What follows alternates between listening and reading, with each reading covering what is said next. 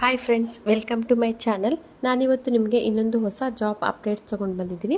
ಅದ್ಯಾವುದಂದರೆ ಕರ್ನಾಟಕ ರಾಜ್ಯ ಕೃಷಿ ಇಲಾಖೆಯಲ್ಲಿ ಒಟ್ಟು ನಿಮಗೆ 945 ಹುದ್ದೆಗಳನ್ನು ಕಾಲ್ಫಾರ್ಮ್ ಮಾಡಿದ್ದಾರೆ.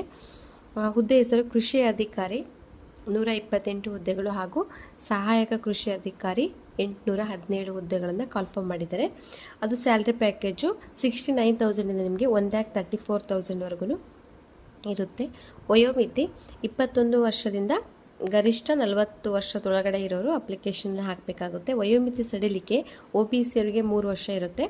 SC/ST ಅಭ್ಯರ್ಥಿಗಳಿಗೆ 5 ವರ್ಷ ವಯೋಮಿತಿ ಸಡಿಲಿಕೆ ಇರುತ್ತೆ. ಅದು ಕ್ವಾಲಿಫಿಕೇಷನ್ ಬಂದು ನಿಮಗೆ ಎಜುಕೇಷನ್ನು BSc ಆಗಿರೋರು ಕೂಡ ಅಪ್ಲಿಕೇಶನ್ ಹಾಕ್ಬೋದು. ಹಾಗೆ BE BTech ಯಾವುದಾಗಿರೋರು ಕೂಡ ಇದಕ್ಕೆ ಅಪ್ಲಿಕೇಶನನ್ನು ಹಾಕಬೇಕಾಗುತ್ತೆ. ಅದು ಎಕ್ಸಾಮ್ ಹೇಗಿರುತ್ತೆ ಅಂದರೆ ನಿಮಗೆ ಕನ್ನಡ ಭಾಷೆಯಲ್ಲೇ ಇರುತ್ತೆ.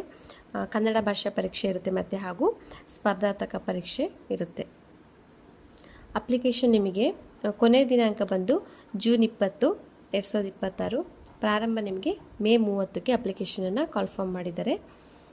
ಅದನ್ನು ಅಪ್ಲಿಕೇಶನ್ ಹೇಗೆ ಹಾಕಬೇಕಂದ್ರೆ ನಾನು ನಿಮಗೆ ವೆಬ್ಸೈಟ್ ಲಿಂಕನ್ನು ಕೊಟ್ಟಿರ್ತೀನಿ ಕೆಳಗಡೆ, ಅಲ್ಲಿ ಹೋಗಿ ನೀವು ಅಪ್ಲಿಕೇಶನ್